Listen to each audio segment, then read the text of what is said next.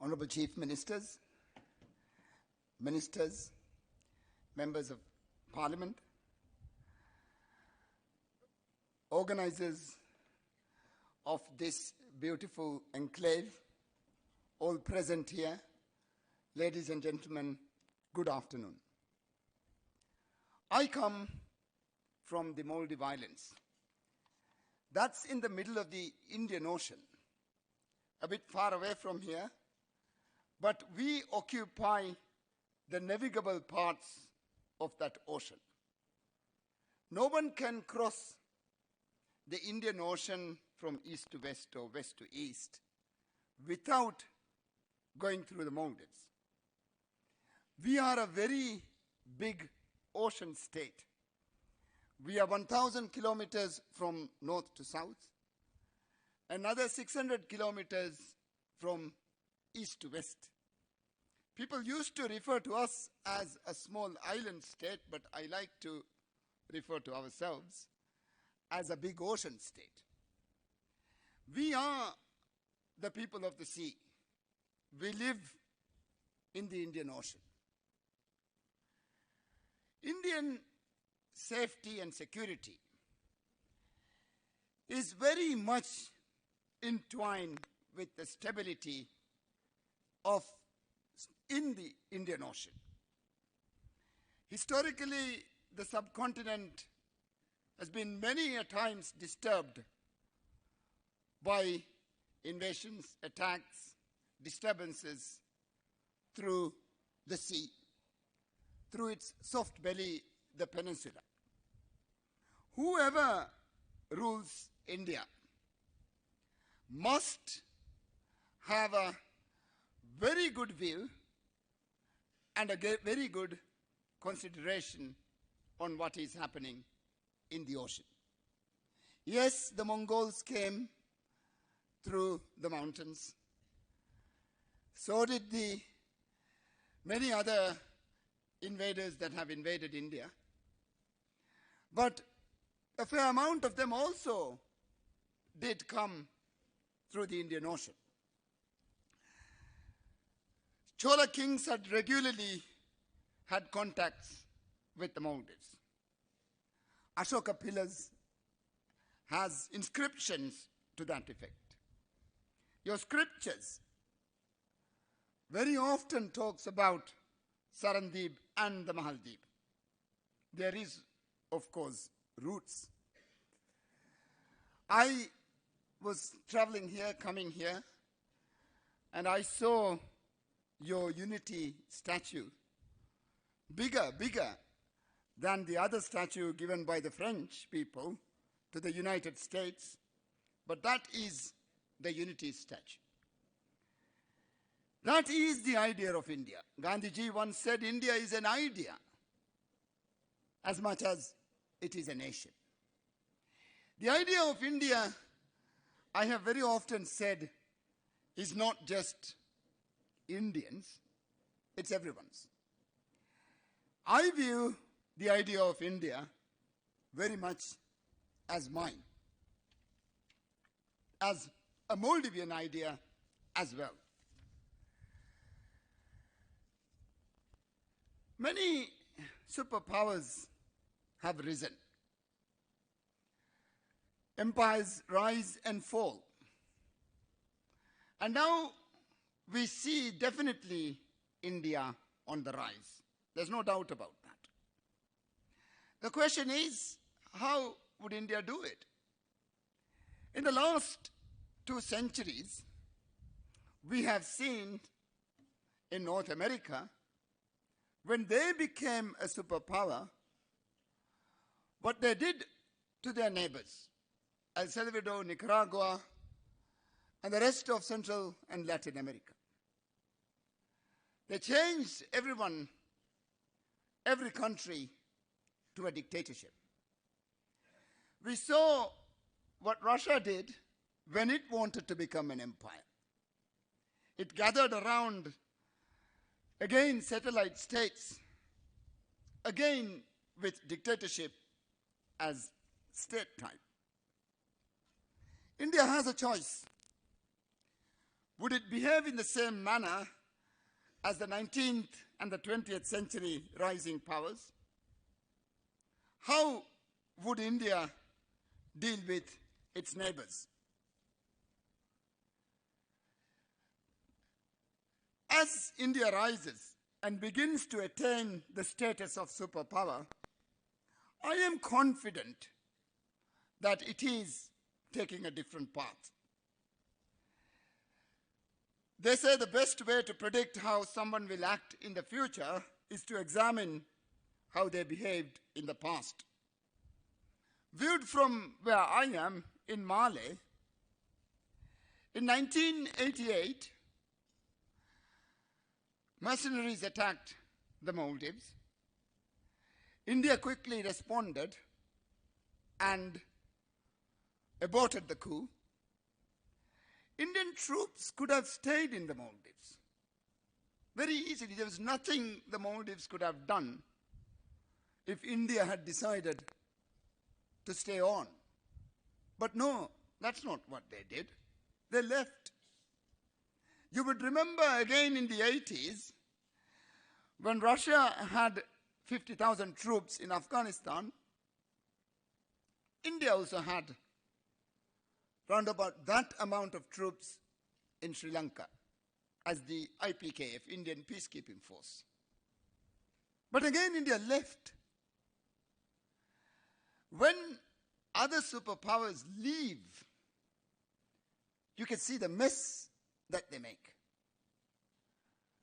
When the Russians left Afghanistan, when the Americans invaded Iraq and left it, leaving business is actually far worse, it looks like, than the invasion. What we see from where we are is promising, and we do not see how India's actions have ever been a threat to the Maldives or any of its neighbors. India has always respected our sovereignty. It has always treated us as equals, however small we are. But it has always spoken to us, had all their conversations with us only as equals. We have another superpower coming to the Indian Ocean, China. Unfortunately, the manner in which this superpower is treating the Indian Ocean islands are very, very different. They attempt to change state type. In the case of Maldives, I can give you very detailed examples of how it was attempted. They literally bought a parliament, changed the Finance Act, changed the constitution, got unsolicited contracts, inflated its price. They came with the money, did the work, and has sent us a bill with the inflated price.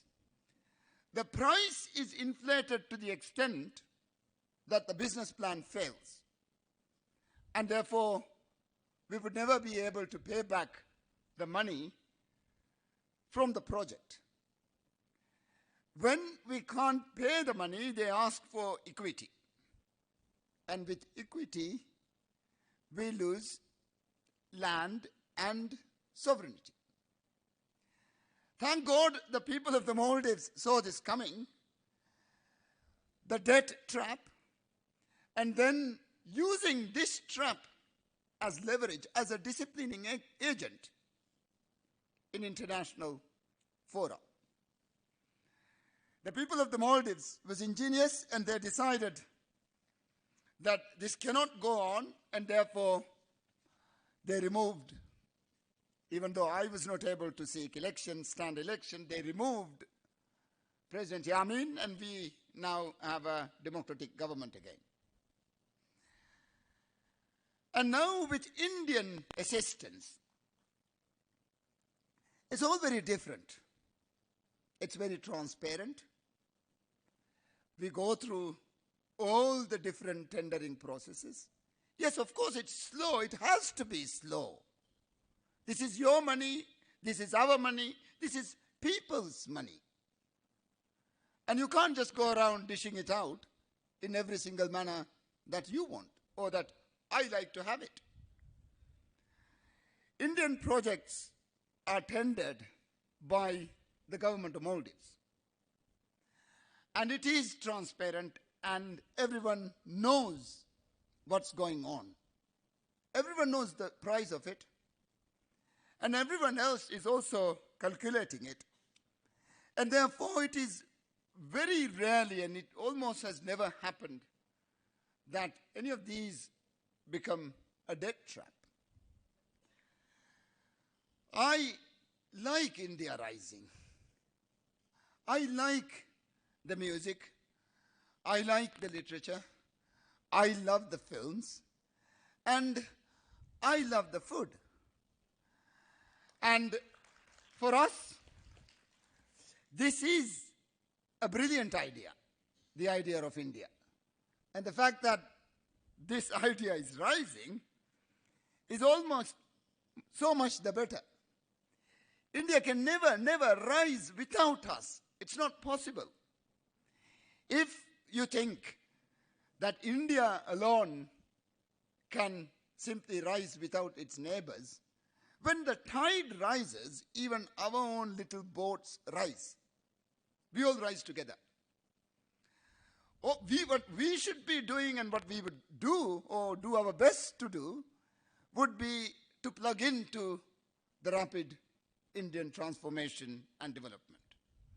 And to see that we also have all the opportunities and the gains of your rapid development. India must lead not only in the Indian Ocean. We must make sure that democracy is the state type for all of us, not just only for India, for the Maldives as well, for Sri Lanka, for everyone. And it is this, through consultation and through the power of the people that we will only be able to achieve what we are trying to achieve. I would like to, before I leave, point out another issue, which is climate change. The world is heating, and we are all going to die. The Maldives will not survive if business proceeds as usual. If the world heats over 1.5 degrees, then our reefs will die, and we will not be there at all. In 2009, I was very, very unfortunate. The Indian government at that time didn't quite understand what was going on in climate change and in Conference of the Parties of the United Nations framework on climate change. They refused to accept that 1.5, or they refused to have an ambition that would reduce global heating below 1.5. But recently in Poland, when I went there again, it was amazing. India had completely changed. India has agreed and it is abiding by the Paris Agreement. And India is again, therefore, on the same page as all the other small islands. Actually, Maldives has a lot of reefs, but India has more reefs. And they would be the losers as much as we would be if this goes on. India must lead in climate change negotiations. We are now going to the 26th Conference of the Parties, and it's going to be apparently held in Glasgow. 26, mind you, 26 years of talking and not being able to come up with an agreement. The last time I went to Poland, it was amazing. I met a child who was 15 years old, and the child was born to two negotiators from two countries. The COP is a family by itself because they've fallen in love and they've married to each other and they've had children, but we still haven't got a legally binding agreement. I suggest that we forge an alliance of the willing. India is willing. It looks like the European Union is willing. Looks like Brazil, Indonesia, South Africa, many other countries are willing. All the other small islands are looking for your leadership, not just only in the Indian Ocean, in the Pacific, in the Caribbean, all of them. I am very likely would be able to get a better result. I'm afraid the 15-year-old child is a good result. I'm not suggesting that she's a bad result, but that wasn't exactly what we were looking at. The COP or the UNFCCC is not the WTO. You can't cut a deal with physics. You can't negotiate with science. It's facts. And you have to agree with it. And I am hopeful that India, and I am sure that India is going to take leadership and move the world forward and find and make use of this very small window of opportunity that we still have. I will not take more time, but just before I leave, we are fishermen. All of the Maldive people are fishermen. We fish one by one with pole and line. We do not purseine.